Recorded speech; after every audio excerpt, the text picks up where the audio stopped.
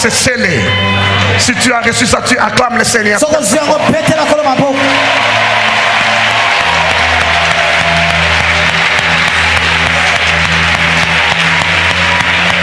Alors la question qui monte dans mon esprit, étant membre de sa famille, étant ses fils, pourquoi le Père ne veut pas partager avec nous ces trois attributs qu'on appelle exclusifs?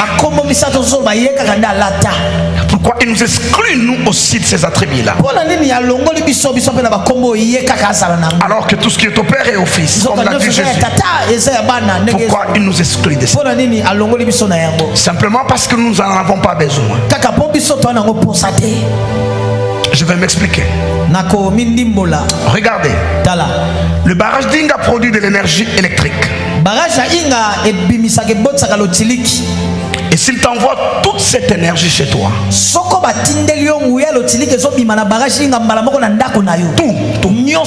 tout ce qui est produit, de un, tu n'en as pas besoin.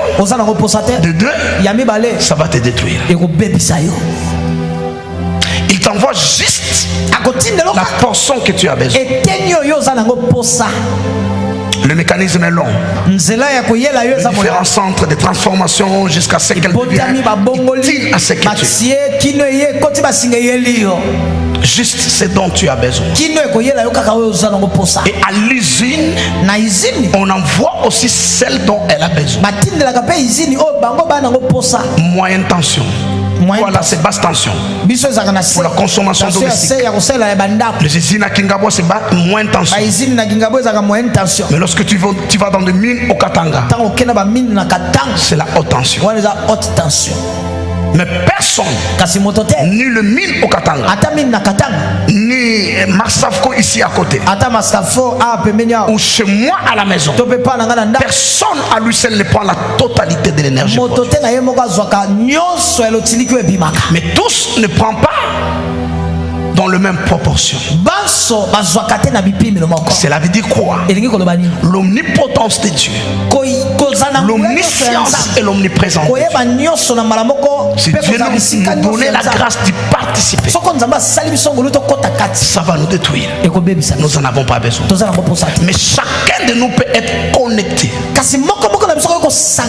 à l'omniscience de Dieu, prendre la portion dont il a besoin. Pas seulement qu'il a besoin, mais selon les standards où il fonctionne. Quelqu'un peut se connecter à l'omniscience de Dieu. Il n'a pas besoin de toute l'omniscience. Ça va le détruire. Il n'en a pas besoin. Mais il se connecte. Il peut soit prendre la basse tension, la moyenne tension ou la haute tension. Tout dépend de comment il se positionne, de comment il fonctionne, de sa relation avec le Père. C'est comme votre enfant lorsqu'il a jusqu'à peut-être 14-15 ans. Il n'a pas besoin d'un véhicule. Il n'a pas besoin que vous lui donniez une voiture.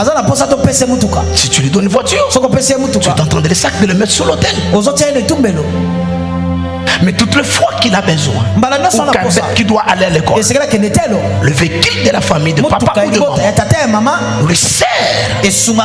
Il n'a pas besoin que ça soit tout pour lui.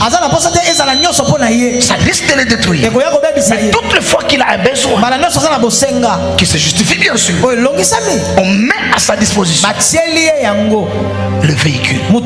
C'est comme ça que ça se passe. Avec l'omnipotence, lorsqu'on dit exclusif, Dieu nous exclut dans sa totalité.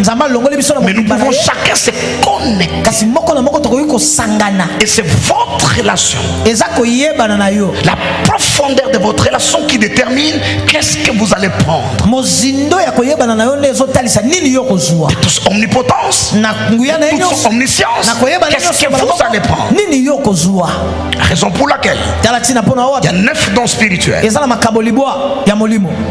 que la Bible cite en Corinthiens. Les dons, diversité de langues. La prophétie, les dons de prophétie et l'interprétation des langues. Ces trois dons forment la première classe de dons qu'on appelle des dons d'inspiration. Ces dons-là nous révèlent l'omniprésence de Dieu. Quand quelqu'un prophétise, quand quelqu'un parle en langue, ou la diversité des langues, quand quelqu'un interprète les langues, cela veut dire que Dieu est là, pas seulement là, mais qu'il est partout. Mais en exergue, moyen de ces dons. Il y a la parole de sagesse, don de la parole de sagesse, la parole de connaissance et le discernement des esprits. Ces trois dons forment la deuxième classe de dons spirituels. Et ces dons-là révèlent l'omniscience de Dieu, le discernement des esprits, la parole de connaissance et la parole de sagesse. Ça révèle l'omniscience de Dieu. Et nous avons la troisième classe, le don de foi, l'opération de miracle et le don de guérison.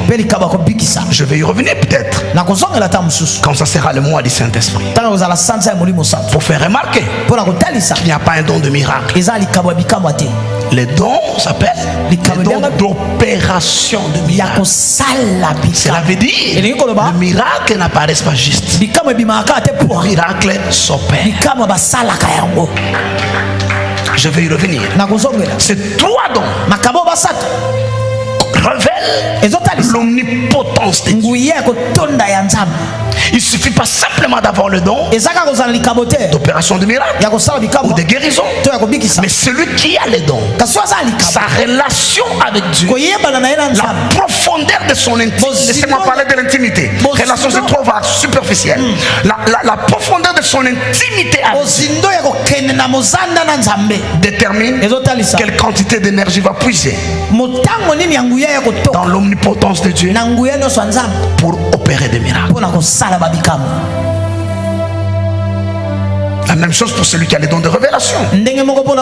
Son intimité avec Dieu, la profondeur de sa communion détermine quelle quantité de connaissances il peut prendre.